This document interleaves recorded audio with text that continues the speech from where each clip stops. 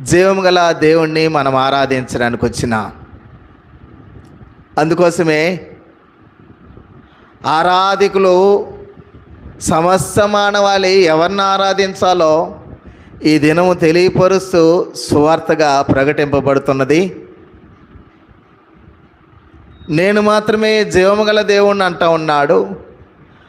ఇక్కడ భక్తుడేమో యెహోవా మాత్రమే జీవము గల దేవుడు అంటూ ఉన్నాడు. ఎవరంటే వారిని ఆరాధించడానికి వీలు లేదు, ఎవరంటే వారు ఆరాధికులు కాలేరు, ఎవరంటే వారు జీవం గల వారు కాలేరు. అందుకనే మనం చూస్తాం, యేసుక్రీస్తు ప్రభువారు పునరుద్ధానుడైన తర్వాత